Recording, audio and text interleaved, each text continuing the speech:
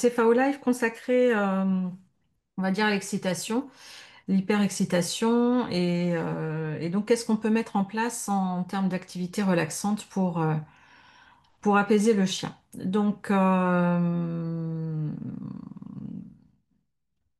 l'idée, c'est de comprendre en qu'est-ce qui fait que le chien peut être excité, en quoi c'est important de mettre en place des activités relaxantes. Et donc, je vais vous parler des erreurs les plus courantes et des bonnes pratiques en la matière. Salut Célia. Coucou. Alors, je vous rappelle l'éthique du CFAO qui est importante. Comme vous le savez tous, puisque là, aujourd'hui, on n'a que des élèves ou des anciens élèves, l'importance du respect des besoins et des capacités de l'humain, si vous intervenez. L'importance du respect des besoins du chien en tant que propriétaire. Le respect de ses capacités, de ses besoins, et donc toujours avoir en tête qu'on est dans une approche systémique, c'est-à-dire que tout influence tout, et holistique, c'est-à-dire que le chien, il ne vit pas dans un environnement clos.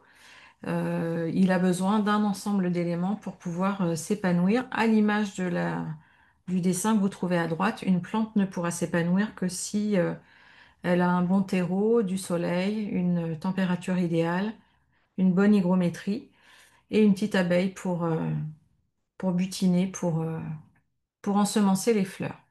Donc, chez le chien, c'est la même chose. Il ne vit pas dans un environnement clos. Il est influencé par nous et par tout l'environnement, que les êtres soient présents ou non. Donc, un chien excité versus un chien excité. Donc, que le chien soit excité, ça peut Chut. être normal. Bonsoir Aliette. Euh, mais au-delà Ah, d'un certain pousse-toi. niveau d'excitation, Est-ce que j'ai un... tu pourras couper ton son, Aliette, s'il te plaît? Merci. Merci. Donc l'excitation, quand elle est modérée, on va dire elle est saine. Quand on est au-delà d'un certain seuil, elle devient problématique. Donc, c'est quoi la différence entre une excitation saine versus une excitation problématique?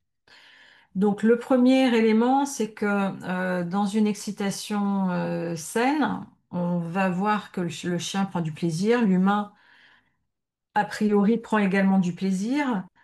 Il y a des éléments positifs, le chien a des autocontrôles. Alors que dans une excitation problématique, il va être frustré, on va voir un chien qui stresse, qui halète. Il peut être imprévisible dans ses réactions, notamment dans les réactions qu'il peut avoir au travers du jeu, comme mordre les mains de son propriétaire, par exemple. Et puis, notamment une surcharge émotionnelle, c'est-à-dire qu'à un moment donné, le chien explose. La durée, dans une excitation saine, la durée est plutôt courte et transitoire, alors que dans une excitation plus problématique, l'excitation va être prolongée et surtout le chien va avoir du mal à redescendre. Donc ça fait partie des critères importants à relever quand vous êtes notamment en éducation canine. Vous voyez des chiens qui ont du mal à redescendre dans l'excitation. On est dans une excitation problématique.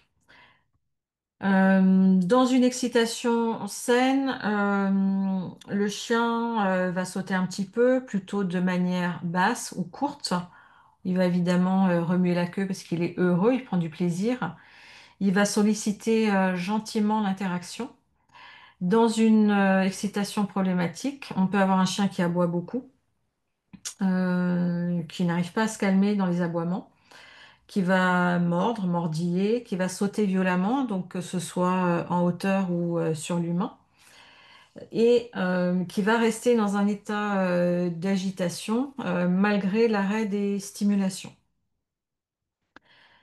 La réponse aux signaux humains est aussi un point important, c'est-à-dire qu'un chien modérément excité va rester attentif à son humain, va lui obéir, va être capable de réagir à des demandes simples, par exemple l'assis. Alors que dans une excitation exagérée, il sera par exemple incapable d'obéir à des ordres simples comme le assis. Il ne répondra plus, il n'entendra plus, entre guillemets, il n'entendra plus son maître. Il pourrait même être dans la fuite ou tomber dans l'agressivité. Donc voilà, donc globalement, voilà la différence entre une excitation saine et une excitation problématique.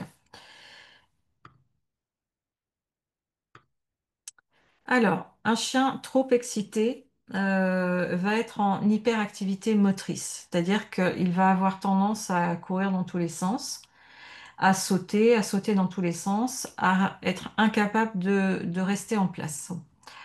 Il peut vocaliser, donc dans les vocalisations, on va trouver différents types de vocalisation, les gémissements, les aboiements aigus et répétés. Des comportements répétitifs comme les mordiments. Et là, c'est vraiment typique des chiens qui montent en superexcitation, le mordiment de la laisse. Donc, je ne sais pas si ça vous est arrivé.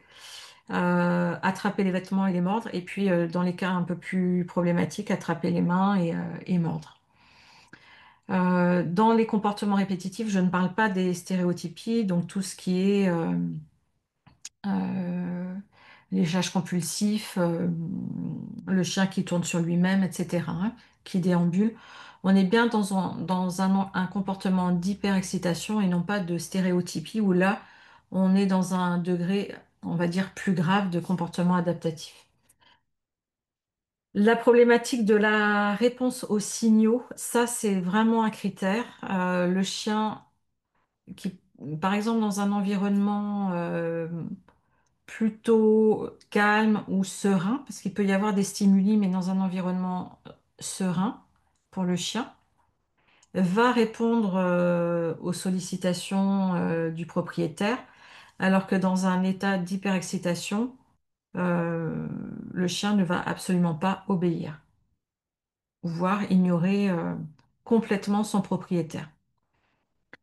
Vous allez avoir des signes physiologiques, donc bon, celle-là on la voit moins, donc c'est la fréquence cardiaque qui va être élevée, mais qui va se traduire par exemple par des halètements excessifs sans lien avec la température, par exemple.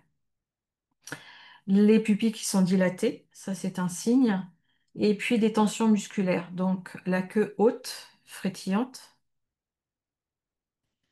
la queue raide, très raide, et puis une posture plutôt haute et raide. Là, on est dans de l'hyperexcitation. Donc, quand vous avez des chiens qui arrivent, qui dépassent ce seuil, il va être important de mettre en place des tactiques pour que le chien s'apaise.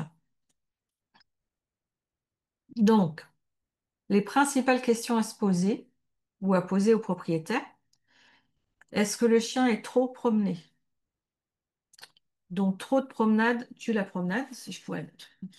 Donc, trop d'activité physique va rendre le chien fatigué et donc facilement excitable. L'insuffisance d'activité également. Donc, si le chien est... j'en ai eu un là, un cas récemment, je ferme ma fenêtre, j'ai trop de bruit. J'ai mon mari qui passe la tondeuse. Euh, insuffisance d'activité ou activité euh, inappropriée, on va le dire. Insuffisance d'activité, j'ai des clients qui ont un Jack Russell et donc ils ne le sortent pas. Le max du max, c'est 5 minutes dans la journée et ce, tous les jours, y compris le week-end. À l'inverse, vous avez des personnes qui vont sortir leur chien 2 heures par jour, alors qu'en vérité, il ne devrait être sorti qu'une demi-heure, 10 minutes, 15 minutes en fonction de l'âge. Donc ça, on le voit régulièrement. Donc, les activités inappropriées à l'âge, à la race, à la condition physique. Donc, un chien âgé aura moins de besoin d'activité physique qu'un chien plus jeune, dans la force de l'âge. Un chien de grande race aura besoin de moins de promenade qu'un chien de moyenne race, particulièrement agile. Comment est-ce que le chien gère ses émotions? Est-ce que, comme je vous l'ai dit tout à l'heure, est-ce que le chien arrive à descendre rapidement au niveau émotionnel?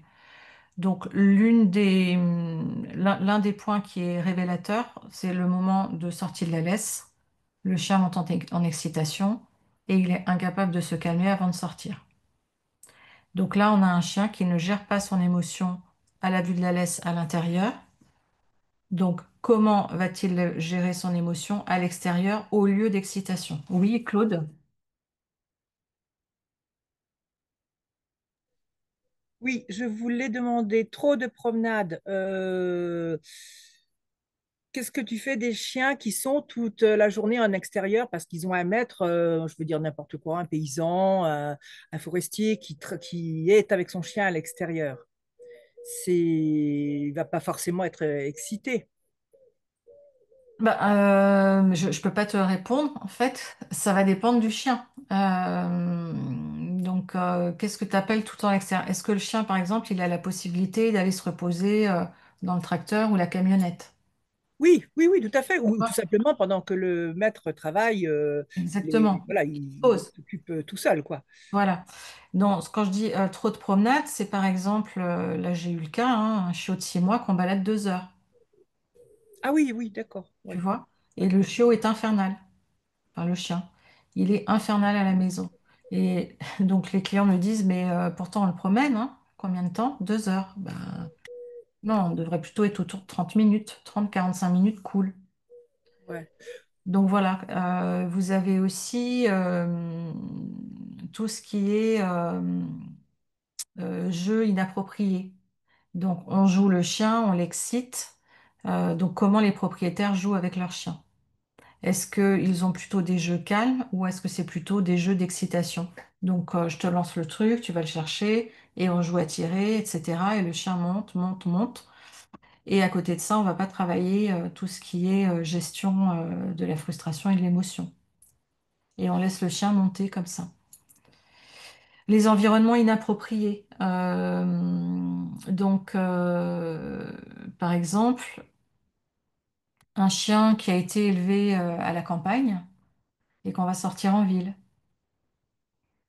Donc, il va être en état de stress, donc d'excitation. Une surcharge sensorielle. Donc, il est à la maison et il y a des enfants qui sautent, qui jouent, etc. Donc, le chien est en surcharge sensorielle. Il n'a pas la capacité, éventuellement, de s'isoler et de pouvoir se reposer. Donc, tu as les enfants qui sautent continuellement dessus. Donc, le chien est en état de stress permanent. Vous avez aussi des contextes déclencheurs, l'arrivée d'un visiteur, l'interaction avec d'autres chiens. Vous avez des chiens qui ont du mal à se calmer dans le jeu. Donc normalement, le jeu, c'est 2, 3, 5 minutes entre chiens. Après, ils se séparent, ils marchent, ils reniflent. Ils peuvent éventuellement relancer une séquence de jeu, mais des séquences de jeu qui durent une demi-heure, trois quarts d'heure, c'est beaucoup trop. Donc, je vous conseille, hein, si vous faites des balades et des séances d'éducation où les chiens peuvent se retrouver, les séquences de jeu, c'est allez, 5 minutes, quoi.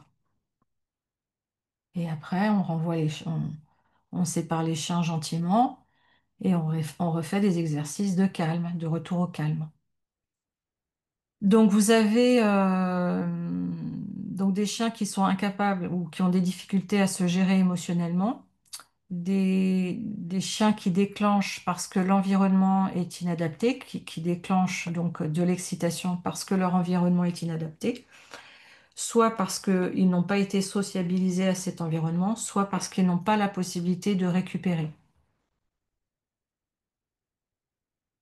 Et puis, vous avez des éléments déclencheurs qui peuvent être renforcés par les propriétaires, comme l'arrivée des invités, par exemple. Le départ en balade est typique. La nourriture quand elle sort. Comment le chien se comporte.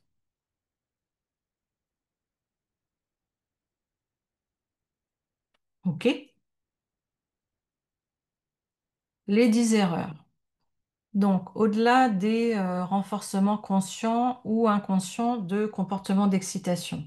Par exemple, je rentre à la maison, le chien me saute dessus et je lui dis, oui, salut ma petite cocotte, super, bonjour, comment tu vas? Donc, je renforce le comportement d'excitation. Donc, au-delà de ces renforcements, euh, qui peuvent être inconscients parce que je suis très heureuse de me sentir accueillie par mon chien, et donc je vais renforcer inconsciemment des comportements d'excitation. Donc, au-delà de ces renforcements, donc la première chose, les erreurs les plus communes, c'est réagir systématiquement aux sollicitations du chien. Donc, le chien qui vient quémander une caresse, qui vient quémander de la nourriture, qui ramène sa balle, son jeu, et auquel on répond systématiquement. Donc, au-delà du risque de transformer notre chien en chien toqué, avec la balle par exemple, répondre aux sollicitations systématiquement va empêcher le chien finalement de gérer ses frustrations euh, et de pouvoir se retrouver face à lui-même dans une situation de calme. J'en ai un peu parlé, sortir uniquement le chien dans des environnements très stimulants. Euh, Exemple typique, hein, je balade mon chien dans des parcs à chiens uniquement, avec des chiens super excités. Et puis les autres balades, c'est dans le marché bondé, dans des rues bondées. Voilà, donc on est dans des environnements hyper stimulants pour le chien. Et du coup, pour lui, faire des balades calmes, il ne sait pas ce que c'est en fait. Donc, je vous invite, en tant que propriétaire et en tant qu'éducateur, à mettre en place des balades apaisantes. Je vais trop vite, je vous donne les solutions. Mais en tous les cas, sortir uniquement le chien dans des environnements très stimulants va générer des comportements d'excitation.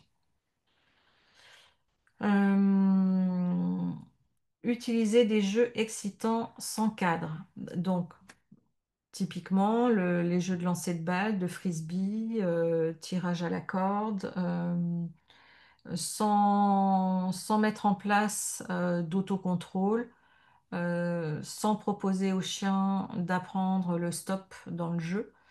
Tout ça fait que le chien monte, monte, monte, jusqu'à ce qu'il devienne incontrôlable. Et c'est là qu'on peut avoir des petits désagréments du style le chien qui te chope la main ou les vêtements. Voilà. Donc, utiliser des jeux excitants sans cadre est un facteur d'augmentation de l'excitation et du stress chez le chien. Répondre aux aboiements. Donc, le chien aboie parce que il a peur ou il est excité, peu importe. Donc, rire est un vecteur de renforcement. Gronder, parler, regarder. Donc, tout ça fait que le chien qui vous aboie dessus ou qui aboie sur ses propriétaires, et on lui répond par un rire, en le grondant, en le parlant ou en le regardant, ça va renforcer l'aboiement d'excitation.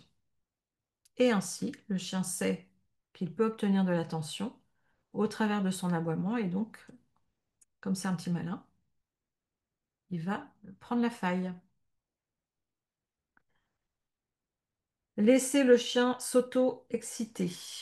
Donc, on rejoint un petit peu les jeux excitants, mais dans le jeu ou dans les contacts avec d'autres congénères ou avec d'autres humains d'ailleurs, le chien peut s'auto-alimenter dans l'excitation. Et parfois, il y a des personnes qui ne savent pas comment faire. Et donc voilà, le chien se met à aboyer d'excitation, il court dans tous les sens, il saute et on le laisse faire. Donc surtout pas, on le sort de ça, de cette situation d'auto-excitation, et on lui impose, entre guillemets, un moment de calme en l'éloignant du ou des stimuli. Punir ou réprimander de manière inadaptée. La punition ou la réprimande est toujours inadaptée.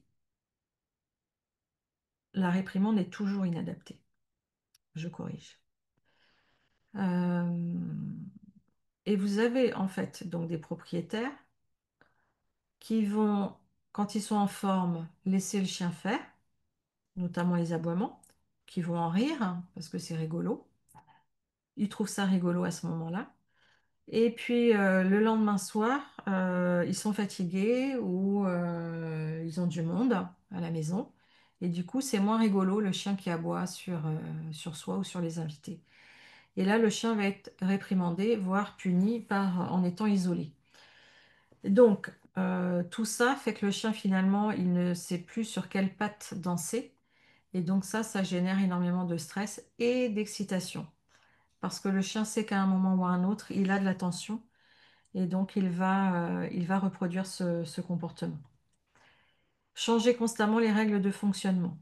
Exemple, un jour, le chien a le droit de monter sur le canapé et le lendemain, il n'a pas le droit. Un jour, il a le droit de sauter sur les jambes et le lendemain, parce qu'il a les pattes sales, il n'y a pas le droit. Donc tout ça renforce euh, la frustration chez le chien, parce que une fois c'est bon, une fois c'est pas bon.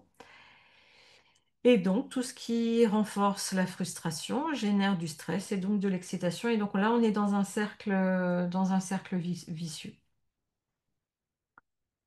Sursolliciter le chien en présence de visiteurs. Ce qui peut expliquer que parfois les propriétaires ont du mal à comprendre le niveau d'excitation des chiens quand il y a du monde à arriver à la maison. Et en fait, ce que certains propriétaires font, ils sont tellement heureux de montrer à leurs invités que le chien sait s'asseoir, se coucher, enfin, qu'il sait faire plein de tours. Et donc, en fait, il y a quelque part un conditionnement qui s'opère, c'est-à-dire qu'à chaque fois qu'il y a des visiteurs qui rentrent, le chien a été conditionné à être hyper excité, renforcé par la nourriture. Voilà, donc arrivée de visiteurs égale hyper excitation. Réaliser des activités très stimulantes, hyper stimulantes, au détriment d'activités de calme. Donc du jeu, rien que du jeu, va générer des comportements d'hyperexcitation chez le chien. Donc on verra qu'il est important de favoriser des activités, des jeux de calme. Et comment on le fait? Privilégier la dépense physique au détriment de la dépense mentale. Donc, régulièrement, propriétaires me disent, moi, mon chien, il a besoin d'une heure de balade. Il a une heure de balade tous les jours, même 2 heures. Mais c'est tout, ça s'arrête à ça. Or, le chien, il a aussi besoin de dépenses mentales. Donc, grosso modo, hein, je caricature, mais 15 minutes de dépenses mentales équivalent à peu près à 45 minutes de dépenses physiques. Donc, la dépense mentale est tout autant importante que la dépense physique. Je dirais même qu'elle est plus importante, puisqu'en même temps, elle permet d'éduquer son chien, de créer du lien de qualité, et donc d'améliorer la coopération et l'obéissance.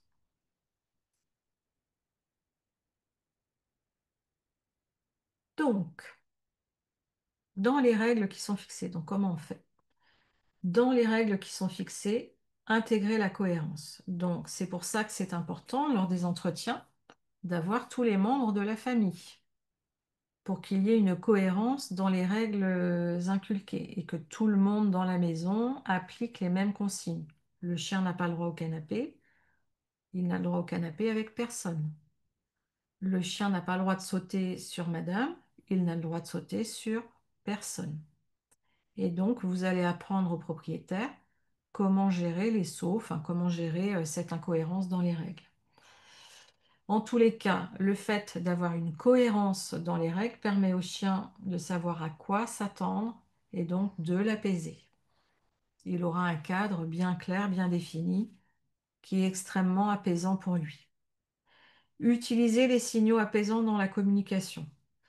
Donc, plutôt que de crier sur son chien quand il fait une bêtise, pourquoi ne pas mettre la main pour l'empêcher, par exemple, de monter sur la table ou de vous sauter dessus, hein, et d'émettre des signaux d'apaisement pour que le chien comprenne que là, c'est pas le moment. Donc, je vous rappelle, hein, le chien vous sursollicite. Donc, plutôt que de le repousser ou de lui dire non, on va légèrement tourner le dos, qui veut dire stop en langage canin, et on va éventuellement mettre la main pour renforcer. Gérer les stimulations sonores. Ça, c'est un point hyper important. Euh, Vous aurez aussi ou vous avez peut-être déjà eu, des propriétaires qui aiment bien écouter de la musique relativement fort. Or, les chiens entendent 2,5 fois mieux que nous. Donc, quand on met la musique avec les basses relativement fort, parce qu'on aime bien danser, pour le chien, c'est à la limite du supportable, hein. Donc, il vaut mieux l'isoler euh, si on a envie de faire la fête. Autre point important, vous avez des propriétaires qui mettent la télé avant de partir pour occuper le chien. Donc, il y a des stimulations sonores. Vous pouvez avoir des films, enfin, je sais pas, n'importe quoi, des bruits soudains. Donc, le chien a un gros besoin de sommeil. Donc, mettre la télé ou la radio en pensant l'occuper, en fait, c'est contre-productif puisque le chien peut être amené à sursauter au bruit émis par la radio ou la télé. Donc, on gère la stimulation sonore, c'est hyper important. Donc, on isole si on ne peut pas baisser le son parce qu'on fait la fête, ou on écoute la musique ou la télé avec un son un petit peu plus bas. Offrir des occupations masticatoires, le chien aime mâcher, ça l'apaise. Donc, quand c'est possible, on lui offre des occupations masticatoires. Donc, cornes de cerf, oreilles de porc, sabots de veau, os à moelle, que sais-je. Il y a plein de choses à proposer. Le jeu, le nounours en peluche n'est pas un jeu d'occupation masticatoire, hein. La corde n'est pas un jeu d'occupation masticatoire, c'est un jeu. Le risque, c'est que le chien détruise et ingurgite des morceaux, hein. Donc, occupation masticatoire avec des éléments d'origine naturelle qui vont pouvoir l'occuper. Et dans l'idéal, enfin, on tourne pour que le chien ne se lasse pas. Et on ne ritualise pas les départs en mettant un jeu d'occupation exprès, hein. Le jeu d'occupation masticatoire, il est à disposition le plus possible. Pratiquer la marche relaxante. Je dirais que pour moi, ça devrait même être, on devrait même plus, on parle de marche relaxante, mais en fait, ça devrait être le rythme de marche quotidien. Quand vous faites des sorties avec vos clients, je vous invite vraiment à être vigilant par rapport au rythme de la marche. Vous avez des clients qui marchent, mais c'est limite s'ils ne courent pas, quoi. Donc on est à 5 km/h, 5-6 km/h. Le client, il marche pour lui, il marche pas pour son chien. Donc la marche, c'est une marche lente. Le chien, il a le temps de renifler le sol, l'air, il a le temps de regarder ce qui se passe autour de lui. Il a un rythme cardiaque plus faible et il est en meilleure capacité de s'autoréguler face à des stimuli qui peuvent être stressants pour lui. Alors que si vous êtes en marche rapide avec le chien qui est à la limite de courir à côté, qui n'a pas le temps de prendre les odeurs comme il le souhaiterait, qui ne peut pas prendre connaissance de son environnement, c'est extrêmement stressant pour lui, au-delà du rythme cardiaque qui monte en pulsation. Donc, marche lente, vraiment, hein. Oui, Célia? Et comment tu fais? Parce que les chiens, quand même, quand ils sortent, ils aiment bien trottiner, quand même. Donc, ils vont plus vite que nous d'habitude. Alors, est-ce qu'ils... En, Alors, ils aiment en bien fait, ils trottinent trottiner. et puis tu les laisses renifler quand ils veulent. C'est ça que tu peux appeler marche relaxante ou c'est vraiment toi qui ralentis Non, le... c'est toi qui ralentis. Ok. Même s'ils aiment... Enfin, Alors, leur les... vitesse de croisière, c'est le trop quand même. Non, c'est la marche. Ils Ah bon. trottinent de temps en temps et ils marchent. La majorité du temps, donc dans les chiens qui sont étudiés, qui sont retournés à l'état semi-sauvage, la majorité de leur temps, ils dorment ou ils marchent. Le trot, c'est parce qu'ils ont repéré quelque chose d'intéressant ou Hmm. parce qu'il y a un danger, et donc ça peut partir au galop. Mais la marche la plus fréquemment utilisée, c'est le pas. D'accord. Donc, c'est vraiment important de marcher à l'allure du chien, de faire en sorte que le chien puisse marcher et non pas trottiner. Parce que sinon, il trottine en permanence. Or, donc c'est pas bon. Ok. Donc le galop encore moins, mais donc voilà. Donc c'est la marche, hein. Oui, Claude, je vous retrouverai les stats. Oui. En Je voudrais parler fait, aussi oui. de la musique parce que effectivement, écouter de la musique trop fort, ça peut être très, c'est un inconvénient pour les chiens. Mais là, justement, je regarde un petit peu de près parce qu'il y a des études qui ont été faites que certaines musiques apaisent les chiens, comme le reggae, le pop rock et l'opéra. Donc, il y a vraiment des études qui ont été faites parce que, en fin de compte, le reggae, c'est ce que j'écoutais aujourd'hui, mais c'est tout nouveau. Enfin, c'est tout nouveau. Donc, ça existe depuis longtemps, mais moi, je m'y intéresse depuis quelque temps. Le reggae serait rythmé à peu près comme le cœur de la mer. Donc, ça rappellerait le cœur de la mer et ça les apaise. Et suivant certaines études qui ont été faites, un, le fait de faire écouter cette musique à des animaux, hein, pas que les chiens, des vaches.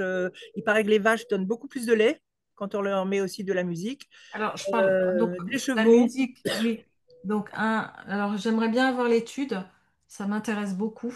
Mais en tous les cas, là, moi, je parle de musique avec un son excessif, tu oui. vois, ou la télé, où là, tu peux avoir un film, des émissions, etc. La Tu télé, vois. je suis tout à fait d'accord. Effectivement, il peut y avoir des bruits qui Ouais. sont... bah, il y a de tout hein, dans un film, dans une émission, tu peux y avoir de tout. Mais voilà, Exactement. c'est pour ça que je voulais quand même euh, préciser ça, que la musique, effectivement, peut apaiser. Comme justement, je regardais ça aujourd'hui, il y a un gars qui va chanter pour les animaux, qui s'appelle Plume. Et effectivement, alors, moi, tout de suite, quand je l'ai regardé, je fais vite, hein. Quand je l'ai regardé, je disais, mais oui, mais les animaux viennent parce qu'il est là, aussi sur son chaise, ils sont curieux, ils viennent. Il a fait l'expérience de ne pas chanter, de ne rien faire, les animaux n'approchent pas. Et dès qu'il se met à jouer, ils viennent. Oui, bah parce qu'en fait, il bouge, donc il y a un son qui sort, donc il y a Ouais. la curiosité. Il y a de Donc, la curiosité, mais il y a un frottement, on voit que les animaux ne sont pas non plus seulement dans la curiosité, il y a quelque chose qui se passe, quoi. ouais. Mais il y a pas De- qu'une étude hein, qui a été faite. ouais, ouais, Voilà, il y a plusieurs. Bon, ouais, ça marche. Bah, Claude, si tu as les études, moi, ça m'intéresse. d'accord. Demain soir, je suis une conférence sur justement la vibration faite par des sons. Je te donnerai les coordonnées de demain soir. C'est sur Marche. Internet. Ok. Ok. Et c'est Claire? ceux que ça Ouais. intéresse aussi. Oui. Claire? Oui, bonsoir Sophie, bonsoir Oui. à toutes et à tous. Désolée pour le retard, j'avais un petit souci de Je t'en connexion. prie, je t'en prie. Moi, je voudrais revenir sur la marche. Je vais rejoindre un petit peu Célia dans mon intervention. Là, je garde pendant une semaine un petit teckel à poil dur pour un monsieur qui est parti en vacances. Et effectivement, dans sa promenade, Bah, il est tout le temps devant, au moins 1 mètre devant moi à trottiner, quoi. Alors moi, j'essaye de ralentir et de marcher doucement, mais Oui. je, je sais Donc, pas, il insiste. Et puis à chaque fois que je le remets à mon pied, bah, il continue à trottiner. Donc je sais pas comment faire. eh bien, ralentis ta marche. Encore, ouais, ok. Ouais. En fait, tu marches normal, ralentis ta marche pour faire en sorte, parce que sinon, toi, tu es obligé de marcher d'un pas rapide pour le Bah suivre. oui, bah oui. Donc, ralentis ta marche et tu vas voir que le chien va s'adapter à ton rythme. D'accord, mais ça va mettre un peu de tension dans la laisse, parce que c'est une laisse souple que j'ai, enfin que le monsieur m'a Alors, donné. ce qui est important, c'est que ta laisse soit pas trop courte, hein, évidemment, Ouais, ouais, hein. Donc, que tu aies une laisse plutôt longue ouais. et, ou une longe, hein, c'est encore mieux, parce Mm, que tu peux du coup autoriser le chien à trottiner un petit peu. Donc, il trottine, il marche, il trottine, il marche. ok. Ouais, parce que lui, il a plutôt tendance à trottiner, puis galoper, puis trottiner, puis galoper. Donc, bon. Et Et puis, il a donc, 12 ans en plus. Il a 12 ans. d'accord, mais il Donc, a peut-être été habitué tout le temps comme ça, en fait. ouais. Tu vois, et Et donc moi, si il faut que je ralentisse encore et il faut que j'insiste un peu plus. Alors après, dans quel état émotionnel est le chien? Est-ce qu'il est excité? C'est un chien plutôt aboyeur, réactif? Non, il est Bon, plutôt calme. là, je vous parle de chiens qui sont trop excités, hein. Ouais, d'accord. Ok. D'accord. Non, dehors, ça va, plutôt serein. Ouais. Mm. Ok. Donc, Est-ce Bon, bah, que, je vais essayer. un chien est-ce, plutôt excité, on ralentit le rythme pour quelque part inciter le chien à Mm. s'apaiser en regardant, en reniflant. Si vous Ok. êtes en train de trottiner, ne rien faire d'autre que de trottiner. est-ce Mm, que je mm. peux rajouter un petit truc? Oui, Vas-y. Juste que le teckel, il a des toutes petites pattes. Mm. Et que effectivement, bah, si tu marches normalement, il va trottiner parce que lui, il a des toutes petites pattes, donc il Bah a oui, envie de. Voilà, il y a ça c'est ce aussi. que je me suis dit Ouais. aussi. Mm. Ouais. complètement. Mais même les chiens avec des grandes pattes, ils ont toujours des pattes plus petites que les nôtres, Mm. entre guillemets. Mais les chiens petits, d'autant plus. Donc, Mais ils en marche. ont 4, alors ils sont plus propulsés que nous Ouais. quand même. Non, non, mais marchez lentement, vraiment. Ouais, ok. Vous allez voir la Merci. différence. Bon, alors,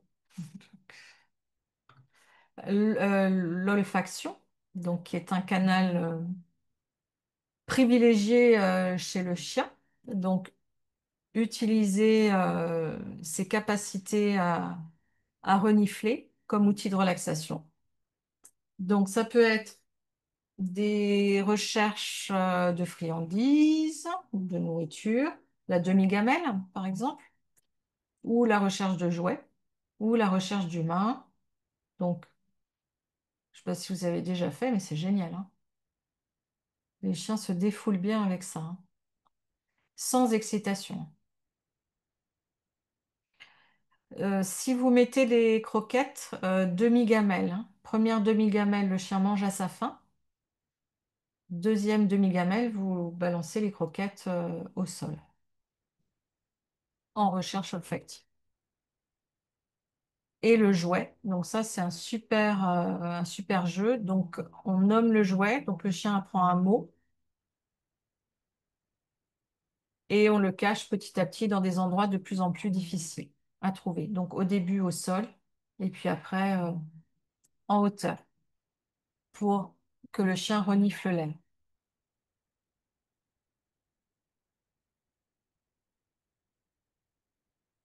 Les besoins de sommeil, donc hyper important. Le sommeil, j'en ai déjà parlé dans un CFAO Live, hein. Le sommeil, ça fait partie des activités obligatoires du chien, des activités importantes du chien, surtout dans un état d'excitation.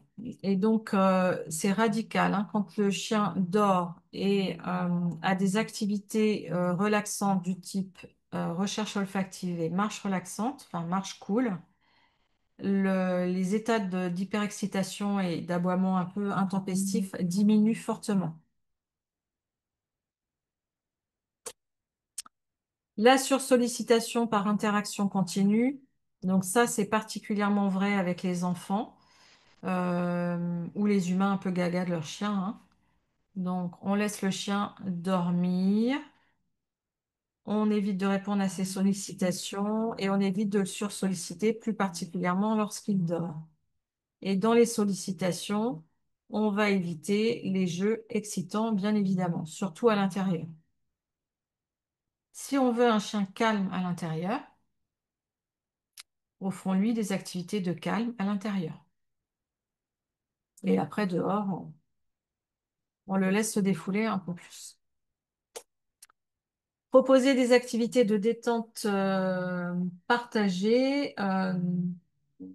Bah, je dirais que ce sont toutes les activités que je viens de citer et de manière synthétique. Donc, je suis contre les jeux où le chien joue tout seul. C'est mon avis, il n'engage que moi.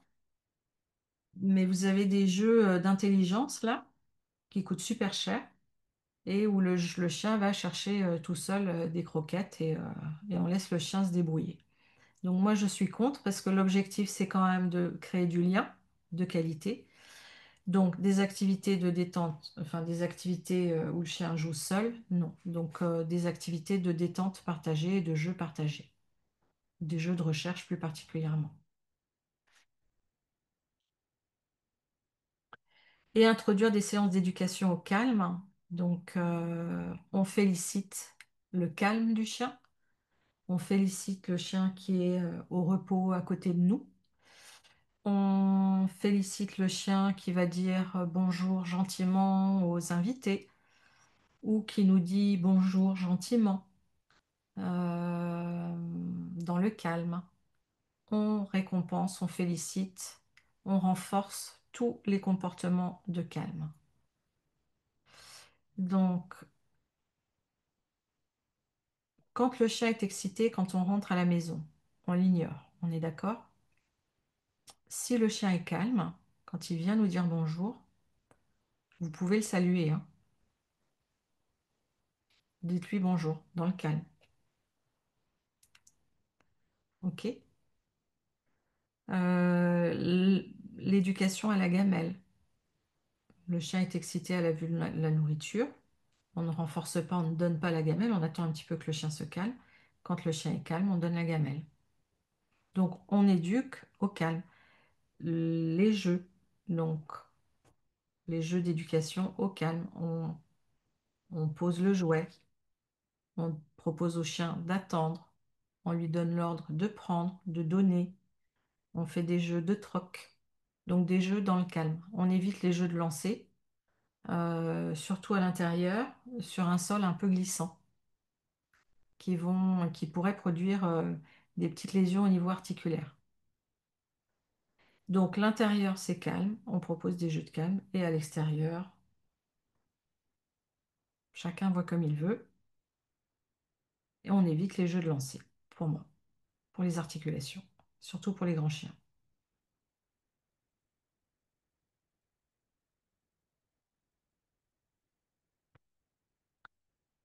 J'en ai fini.